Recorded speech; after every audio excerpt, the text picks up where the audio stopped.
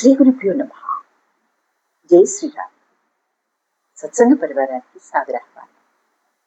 రామాయణంలో సీతాదేవి అగ్ని ప్రవేశము, ధర్మ పరిశీలన గురించి సూక్ష్మంగా తెలుసుకుందాం. గం గణపతియే నమః. జై శ్రీరామ్. వాల్మీకి గిరి సంభూత రమసాగరగామిని పునాది భువనం పుణ్య రామాయణ మహానది శ్లోకసార సమాకీర్ణం సర్గకల్లోల సంకులం కాండగ్రాహ మహామిలం వందే రామాయణార్ణవం. వేదవేద్యే వరే పుంసి జాతే దశరథాత్మజే వేద ప్రాచే సదాసీత్ సాక్షాత్ రామాయణాత్మనా వైదేహీ సైతం సురద్రుమతలే హైమే మహామండపే మధ్యే పుష్పకమాసనే మణిమయే వీరాసనే సుస్థితం అగ్రే వాచితి ప్రభంజనసుతే తత్వం మునిభ్యః పరం వాక్యాంతం భరతాభిపరివృతం రామం భజే శ్యామలం. వామే భూమిసుతా పురస్య హనుమాన్ పశ్చాత్ సుమిత్రా సుతః చతుర్భో భరతస్య పార్శ్వదయోర్వాయువాదికోణేషు చ సుగ్రీవస్య విభీషణస్య వరాత్తారాసుతో జాంబవాన్ మధ్యే నీల సరోజ కోమల రుచిం రమం భజే శ్యామలం. శ్రీరామచంద్ర శ్రుతపారిజాత సమస్త కళ్యాణ గుణాభిరామ సీతాముఖాంబోధ చంచరీక నిరంతరం మంగళమాదనోతు. జై శ్రీరామ్. జై శ్రీరామ్. సీతాదేవి అగ్ని ప్రవేశం, ధర్మ పరిశీలన. రావణుడు మరణించిన తర్వాత లంకా నగర సామ్రాజ్యమున రాక్షస రాజ్యము అంతరించినది. ధర్మరాజ్యం స్థాపించబడినది. అది అశోకవనం. రామాజ్ఞతో హనుమంతుల వారు సీతాదేవి వద్దకు వచ్చినారు. శ్రీరాముల వారి దిగ్విజయ యాత్రను తెలిపినారు. ఆ క్షణమున సీతాకాంతకు కలిగిన ఆనందం ఎవరు వర్ణించగలరు? అప్పుడు ఆ తల్లి అంతరంగము నా ఉప్పొంగిన ఆనంద సముద్రమైనది. కన్నులు ఒక్కమారుగా వికసించినవి. శబ్దము రాని ఆత్మానందానుభవం యొక్క స్థితిలో సీతాదేవి ఉంది. అప్పుడు సీతాదేవి హనుమంతుల వారితో, నీకు ఏమైనా పారితోషకము ఇవ్వదలిచిదని, కానీ నీకు ఇవ్వదగిన వస్తువు మూడు లోకములందునూ లేదని సీతాదేవి ముక్తికాంతయే ఆ భక్తశేఖరుణ్ణి సన్మానించినది. కానీ హనుమంతుల వారు సీతమ్మ పొగడ్తలకు చలించలేదు. ఇది జీవన్ముక్తుల స్థితి. హనుమంతుల వారు సీతాదేవితో, తల్లి, నిన్ను పీడించిన రాక్షసాంగలను పీడింతును అనగా, సీతాదేవి, ఓ వానరోత్తమ, వారు రాజాజ్ఞను పాటించారు. నా దుఃఖములకు కారణము నా భాగ్య వైషమ్యము, నా పూర్వజన్మ ఫలము అని పలికింది. భాగ్య వైషమ్య యోగేన పురా దుశ్చరితేన చ అన్న సీతాదేవి సమాధానం మానవులందరికీ వర్తించేది. ఇంకొక సందేశం కూడా ఇచ్చింది జగన్మాత. ఇది అమృత ఘటిక. సీతాదేవి ఓ కథ చెప్పింది. ఓ బాటసారిని ఓ పెద్ద పులి తరుముకురాగా ఆ బాటసారి ఓ చెట్టుపైకి ఎక్కెను. ఆ చెట్టు పైన ఉన్న ఓ ఎలుకబంటి ఆ బాటసారికి చెట్టు పైన ఆశ్రయం ఇచ్చింది. ఆ ఎలుకబంటి నిద్రించు సమయమున చెట్టు కింద ఉన్న పులి ఆ బాటసారితో, నిద్రించుచున్న ఎలుకబంటిని క్రిందకు తోయమన్నది. ఆ బాటసారి ఆ ప్రయత్నం చేసినాడు. ఆ సమయంలో నిద్రలేచిన ఎలుకబంటితో ఆ పులి, ఆ మనిషిని నాకు అందించినను లేదా నీవు అందుకున్నను సరి అయినదే అని పలికినది. దానికి ఎలుగుబంటి ఒప్పుకొనలేదు. ఇట్లు సీతాదేవి హనుమంతుడి వారితో ఇట్లు పలికిన: నా పరహ పాపమాదత్తే పరేషాం పాపకర్మాణం సమయో దక్షితవ్యస్తు సమయో రక్షితవ్యస్తు సంచశ్చారిత్ర భూషణాః పాపానాం వా శుభానాం వా వదార్హాణం ప్లవంకమా కార్యం కరుణమార్యేణ న కశ్చిన్న పరాధ్యతే.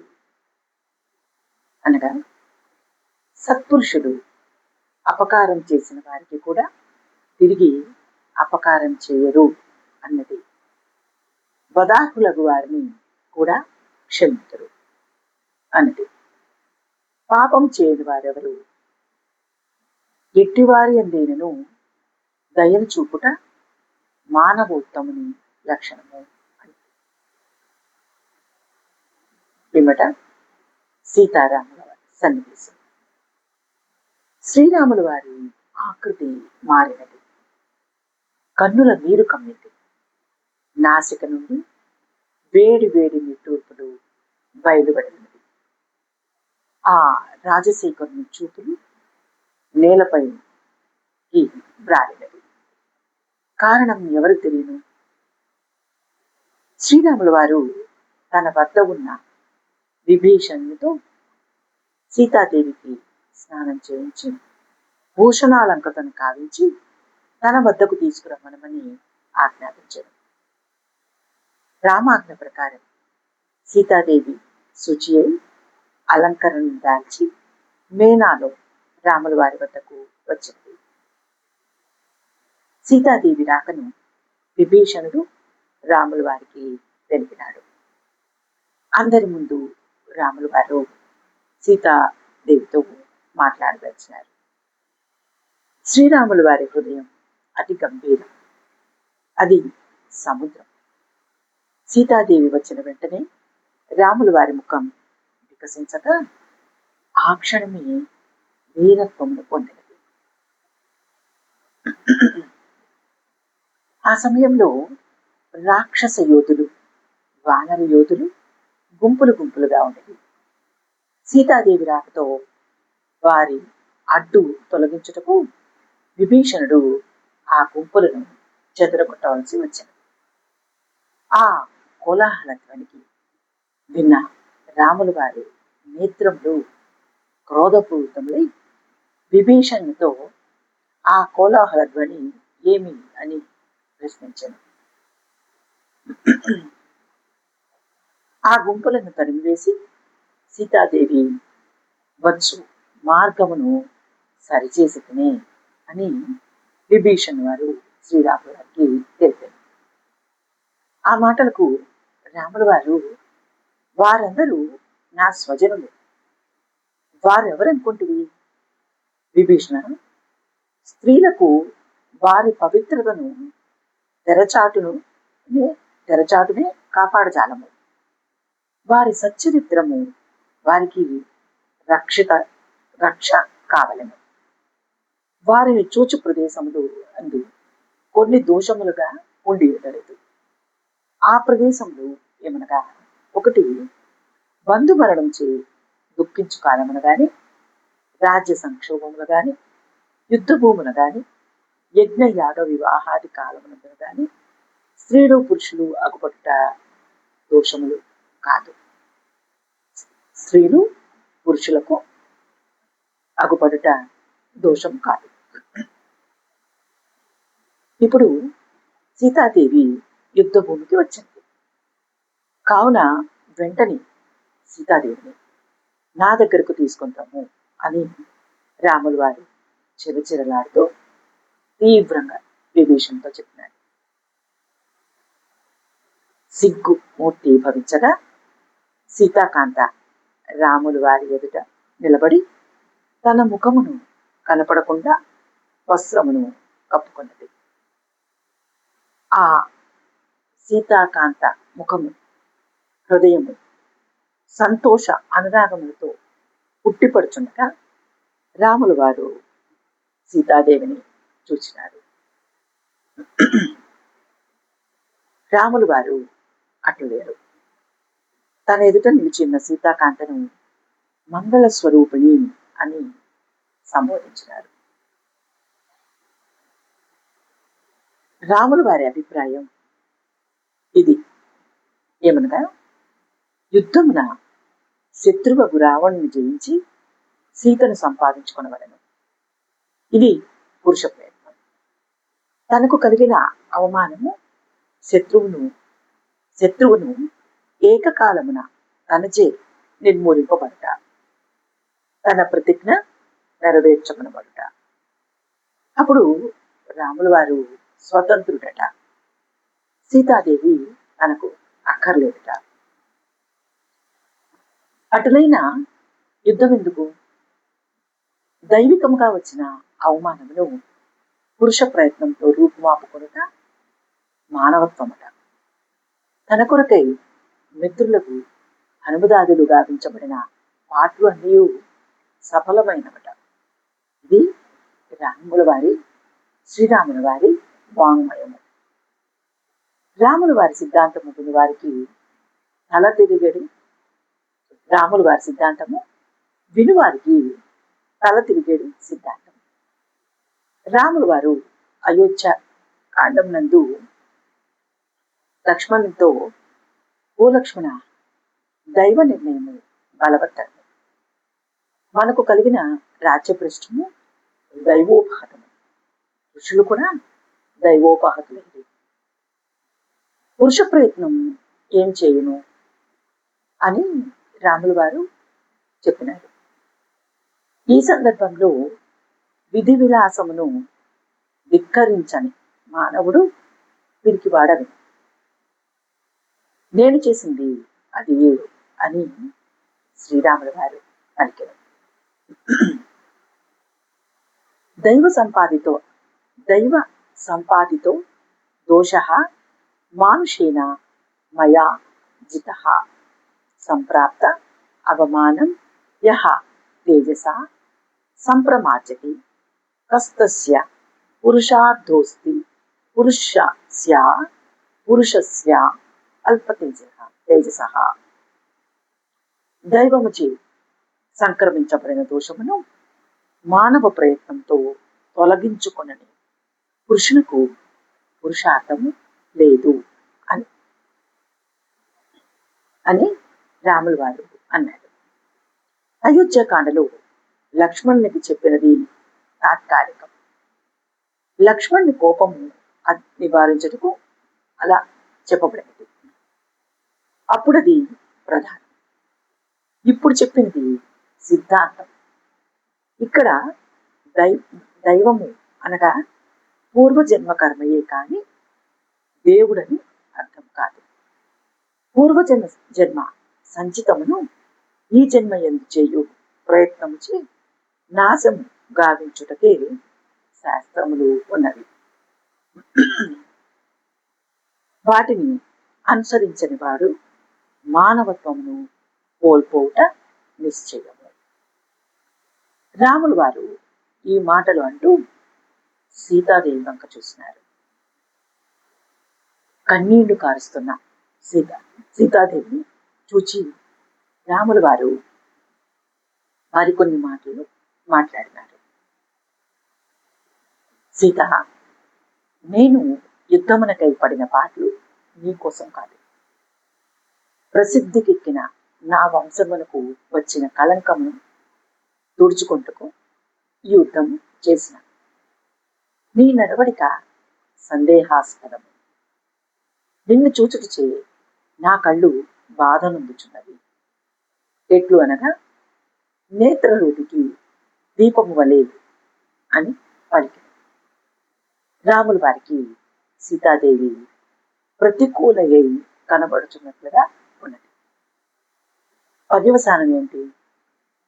సీతాదేవి 10 దిక్కులలోనూ ఎక్కడికైనా వెళ్ళిపోవచ్చును.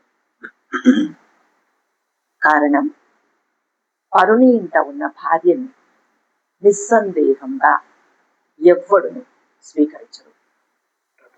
స్వీకరించడట. రావణాసురుని దుష్ట చూపులకు గురైనదట. కావున పరిగ్రహించడట. తాను పుట్టినది సత్వంశమట. అట్టివాడెవడు ఇట్టి ఘట్టమున స్త్రీని తీసుకొనబడట. ఇప్పుడు ఆమె బ్రతుకు తెరువిట్లు. ఆమె ఆత్మ పోషణార్థముగా లక్ష్మణుని దగ్గరకు లేదా భరతుని వద్దకు కానీ సుగ్రీవ విభీషణుల వద్దకు కానీ ఉండవచ్చునట. సౌందర్య రాశి అయిన సీతను రావణుడు అనుభవించక ఉండెనని తనకు నమ్మకం లేదట. ఇందుకు సీతాదేవి వెళ్ళిపోవాలనట. ఇది రాముల వారి ప్రతాప సంభాషణ. ఇక సీతాదేవి వైపు మనం దృష్టిని మరలుద్దాం. రాముడి సంభాషణ విని సీతాదేవి మనసు కలవరపడినది. ఆమె ఉలిక్కిపడినది. ఎన్నడూను భర్త వలన విన్న మాటలు కావు. ఆమెకు సిగ్గు ఆవరించినది, శిరము వాల్చినది. రాముని వాక్యములు చెవి నుండి శరీరం లోపలికి వెళ్ళి శరీరమంతా గుచ్చుకొనినది. భరించరాని బాధతో కన్నీళ్లు కార్చినది. అవి కన్నీటి బిందువులు కాదు, ధారలై భూమిపై పడినవి. కన్నీటి ధారలు. రాముల వారికి సమాధానం సీతాదేవి ఇవ్వాలి. బయటతో కన్నీటిని ఒత్తుకున్నది. దీన స్వరమున గద్గద కంటికి సమాధానం ఇచ్చినది. సీతాదేవి ఇచ్చిన సమాధానం అందరూ భారతీయ మహిళలకు, రాబోవు భారతీయ స్త్రీలకు వర్తించును. సీతాదేవి ధీరత్వం వీడక రాముల వారితో వీరశిఖామణి అని సంబోధించి ఒక ప్రాకృత స్త్రీగా భావించి ప్రాకృత పురుషుడు పలికినట్లు పలికారు అన్నది.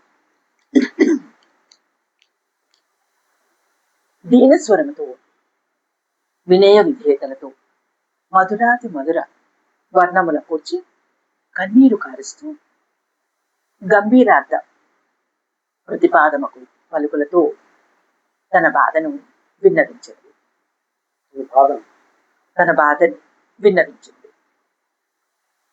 కిం మాం అసదృశం వాక్యం ఈ దృశ్యం స్తోత్ర దారుణం రూక్షం శ్రావయసి వీర ప్రాకృత వివ. రాముల వారి పలుకులు తన వంటి స్త్రీలు వినరానివి అన్నది. రాముని వంటి పురుషుడు మాట్లాడు మాటలు ఇవి కావు అన్నది. సజ్జనులు కాని వారు ప్రాకృతులు, సంస్కారహీనుల సంభాషణ అన్నది. రాముల వారి మాటలను మానవ జాతిని 2 భాగములుగా విడదీసినది. ఉత్తమ సంస్కారులు, నీచ సంస్కారులు. ఇక్కడ పురుష స్త్రీ నిబంధనము లేదు, సంస్కార విభాగము మాత్రమే ఉన్నది. ప్రాకృత శబ్దం నీచాత బోధకము. వివర్ణ పామరు నీచ ప్రాకృతశ్చ హృదజ్జన. వివర్ణ పామర నీచ ప్రాకృత హృదజ్జన పదములు సమాన అర్థములు. మూర్ఖునకు నీచునకు హృదజ్జన పదము వాడబడదు. సజ్జనేభ్యః పృథగ్భూతాః జనః పృథగ్జనః అనగా సజ్జనం నుండి వేరు చేయబడిన జనులకు పృథగ్జనులని పేరు. ప్రకృతే యథా జాతభాగే వర్తమానః ప్రాకృతః అనగా పుట్టినవాడు పుట్టినట్లే ఉండి ఏమాత్రము విద్యా విజ్ఞానములను లేనివాడు ప్రాకృతుడు. ఈ ప్రాకృత శబ్దం సీతాదేవి ఇక్కడ వాడినది. ఆమె ఎక్కడితో ఆగలేదు. నా శీలముపై సందేహం కలిగినచో ఆ సందేహం తీరుదకు పరీక్ష చేయవలను గాని మాటలు చే బాధించుటెందుకు? నేను నీచ జాతి యందు చేరిన దానను కాదు.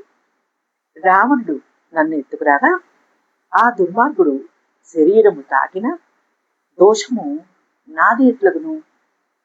అది ఆ ఆ అపరాధం దైవమే అన్నది.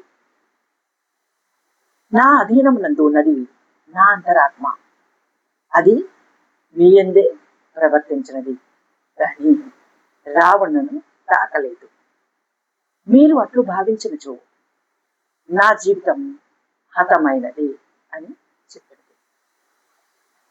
ఇట్టి సంకల్పం మీకు మొదటనే కలిగినచో మీకు మీ మిత్రులకు శ్రమ తప్పి ఉండేది. హనుమంతులు వార్చే మాట మాత్రమున మీరు నాకు ఈ సంగతి చెప్పినచో ఆ కపివరుని ముందే ప్రాణత్యాగం చేసేదాన్ని. మీరు అల్పుడగు మనుషుని వలె స్త్రీత్వమును మాత్రమే భావించి నా విషయమున మాట్లాడుతుంది. ఎవరి నడతనైనను గుర్తు ఎరుగు సమర్థులు మీరు. నా పుట్టిన చోటును పెరిగిన చోటును మరిచి మాట్లాడారు. అనగా ఏమి? భూమి యందు ఉత్పన్నమైన నా అయోనిజత్వము కర్మయోగి అగు జనకుని త్రోసి రాజని కర్మయోగి అగు జనకుని త్రోసి రాజని మాట్లాడారు అన్నది. వివాహ కాలమందలి బాసను మరిచారన్నది. మీ బాల్య వివాహం సార్థకమైనది అన్నది. మీ సందేహం తీర్చదగు సాక్ష్యము ఇచ్చదను అని. లక్ష్మణ, నా దుఃఖమును ఈ రోగమునకు ఔషధం. నా దుఃఖమును ఈ రోగమునకు ఔషధం నేను నా అగ్ని ప్రవేశమే తప్ప వేరే గతి లేదు. చితి పేర్చు అన్నది. అగ్ని పరీక్ష ఇచ్చదను అన్నది. రాములు వారి కన్నుసన్నల ఆజ్ఞలతో లక్ష్మణులు వారు చితి పేర్చినారు. సీతాదేవి దృక్పథమున ఆ అగ్నిమండలము పరీక్షా పత్రము. సీతాదేవి అగ్ని ప్రవేశము ఇట్లు జరిగినది. రాములు వారికి ప్రదక్షిణం చేసినది. దేవతలకు ప్రణామం చేసినది. బ్రాహ్మణులకు ప్రణమిల్లినది. అగ్నికి ప్రదక్షిణం చేసినది. అగ్నిహోత్రుడు సీతకు మాత్రమే సాక్షి కాదు, ఇప్పుడు అగ్ని లోక సాక్షి అయినాడు. అందువల్లనే సీతాదేవి లోక సాక్షి అని పిలిచినది. సీతాదేవికి ఇప్పుడు జరిగిన పరీక్ష నోటి మాటలకు మాత్రమే కాదు, ప్రతి వారి యందు వారి వారి అంతరాత్మల్లో దాగి ఉన్న సంకల్ప రూప పుణ్య పాపముల పరిశీలించదగు సాక్షిని సాక్షి గావించి తన సత్యమును చాటుటకై నిలిచినది. కొన్ని శపథములు చేసినది. నా అంతరాత్మ రాములు వారు తప్ప అన్యుని తాకనిచో నీవలే లోక సాక్షి ఉన్న సూర్యచంద్రులను దశ దిశలను పంచభూతములకు నా పాతివ్రత్యము ఒప్పించుకో. ఓ అగ్నిహోత్రుడా, నన్ను రక్షించు అని స్పష్టంగా పలికినది.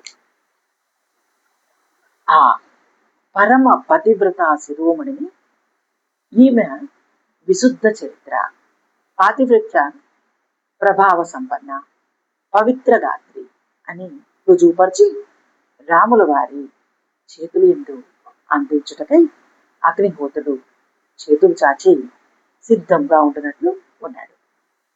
ఆకాశం నందు ఉన్న దేవతా అంగనలు రోధిస్తున్నారు. సీతాదేవి అగ్ని ప్రవేశం చేశారు. ఆ క్షణమున బ్రహ్మాది దేవతలు, బ్రహ్మ ఈశ్వరుల వారు అక్కడకు ఏతించరు. వారు ఎప్పుడొచ్చారు? సీత అగ్ని ప్రవేశం ముందు వారు వచ్చింటలేదు. సీతాదేవి అగ్ని ప్రవేశం నివారింపలేదు.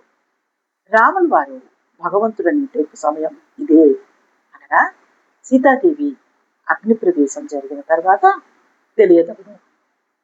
బ్రహ్మగారు రాముల వారితో, నీవు మౌనం వహింతువా? సీత అగ్ని ప్రవేశం చేయగా నీవు ఎవరివి? నీవు సృష్టికర్తవు, ఆదినారాయణుడు అని స్తుతించాడు. ఇంద్రాది దేవతలు రాముల వారిని పరమాత్మగా వర్ణించారు. ఆ క్షణమే అగ్నిహోత్రుడు దివ్యకాంతులతో త్రిలోక పూజ్య అగు సీతమ్మని నిర్దోషి అని రాముల వారికి తెలిపి అందించినాడు. ఈ ఘట్టమున రాముల వారు ఎక్కడ నిలిచెను? దేవుడై నిలిచెను, రాజై నిలిచెను, సామాన్య మానవుడై కూడా నిలిచెను. సీతను నమ్మిన వాడై నిలిచెను, నమ్మని వాడి నమ్మియే నిలిచెను. రాముల వారు ఇన్ని రూపముల నిలిచెను. అన్ని రూపముల నిలిచిన వాడే రాముల వారు. ఇదెట్లు? బ్రహ్మాది దేవతలు రాముల వారిని స్తుతించినప్పుడు దేవుడయ్యాను. వారికి నేను దేవుడు అని అనుకోవటం లేదు, సామాన్య మానవుడని తలుచుకుంటుంది అని మానవుడై నిలిచాను. సీతను దుష్టుడిచే చూడబడుతుంది కదా అని చెప్పి నమ్మని వాడిన వలె నిలిచాను. బ్రహ్మాది దేవతలకు సమాధానం ఇచ్చినప్పుడు సీతాదేవిని నమ్మియే నిలిచాను అని చెప్పాను. సీతాదేవిని పరీక్ష పెట్టుట ద్వారా రాజై నిలిచాను. తర్వాత ఇంకా 2 విషయాలు ముఖ్యమైనవి. ఒకటి, సీతాదేవిని రాముల వారు సందేహించిన. రెండవది, సీతాదేవిని నీ ఇష్టము వచ్చిన చోటుకు వెళ్ళమని చెప్పారు. రాముల వారు మానవత్వ దృష్టితో సీతాదేవిని అనుసరించారు, అనుమానించారు. రాముల వారు మానవత్వ దృష్టితో సీతాదేవిని అనుమానించారు. ఇది మనుష్య ప్రకృతి అని వాదం ఉన్నది. రాముల వారు సీతాదేవిని అనుమానించలేదు. అనుమానించి మాట్లాడు ప్రజల కొరకు ప్రజలు మాటగాని రాముల వారు మాట్లాడి సీతాదేవి పరిశుద్ధ జీవితమును ఏటపరచను. రాముల వారు సీతాదేవితో మాట్లాడుతూ, నేత్ర వ్యాధి కలవానికి దీపము బాధాకరము అయినట్లు నీవు నాకు ప్రతికూలరాలవి కనపడుచున్నావు అని. అనగా సీత అను దీపము కళంకము లేనిది, చూచే నేత్రములకు వ్యాధి బాధాకరము అని సీతాదేవి పవిత్రతను దీపో నేత్రాతుర సేవ ప్రతికూలాసి మే దృఢం అని రాముల వారు అన్నారు. రాముల వారు ఇంద్రుడితో చెప్పినప్పుడు అవశ్యం త్రిషులోకేషు న సీత పాపమర్హతి అని చెప్పారు. సీతాదేవి 3 లోకముల నందును పాపము ఎరుగుదని చెప్పినారు. మరి ఎందుకిలా అగ్ని పరీక్ష? ప్రత్యయార్థంతో లోకానాం. రాముల వారు క్షత్రియుడు, ప్రజాపాలకుడు. లోకుల సందేహం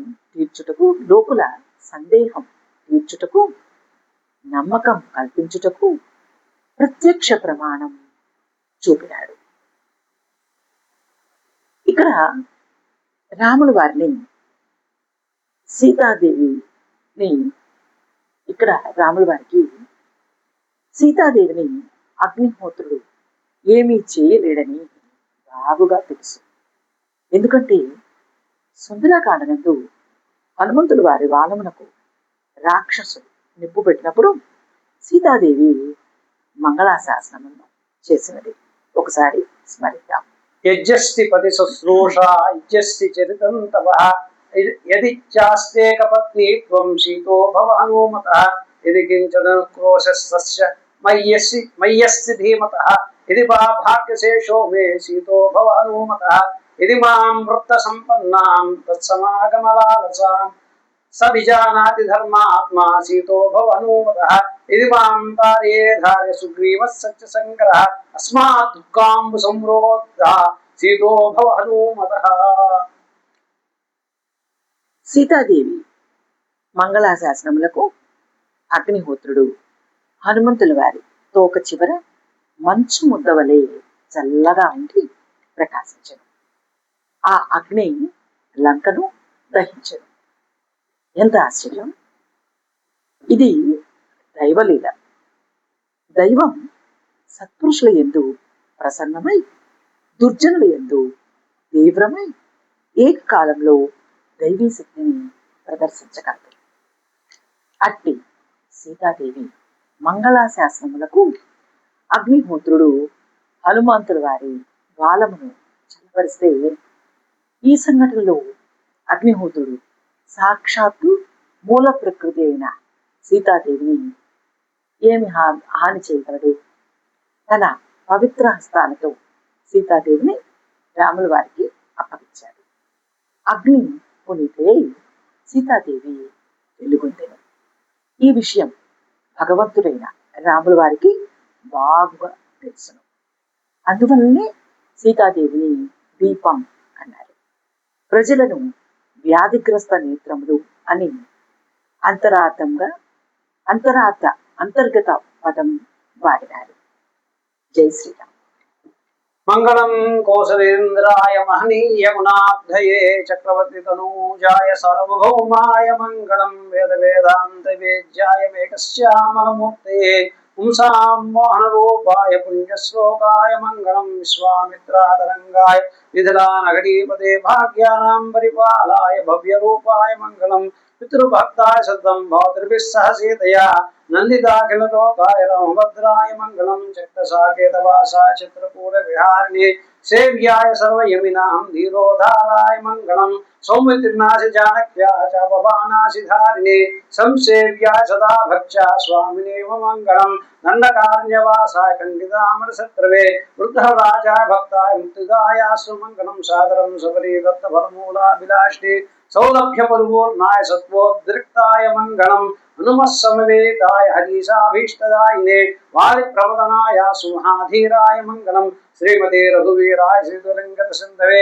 చంద్రాక్షరాజాయ రణధీరాయ మంగళం ఆసాద్యనగరీం దివ్యాం అభిషిక్తాయ సీతయా రాజాధిరాజాయ రామభద్రాయ మంగళం శ్రీరామచంద్ర శ్రీతపారిజాత సమస్త కళ్యాణ గుణాభిరామ సీతాముఖాంబోరుహచంచరీక నిరంతరం మంగళమాదనోతు యక్షరపరభ్రష్టం మాత్రాహీనం తద్భవేత్ సత్సర్వం క్షమ్యతాం దేవనారాయణ నమోస్తే కాయేన వాచా మనసేంద్రియైర్వా బుద్ధ్యాత్మనావాత్ ప్రకృతే స్వభావాత్ కరోమి యజ్జత్ సకలం పరస్మై నారాయణాయేతి సమర్పయామి.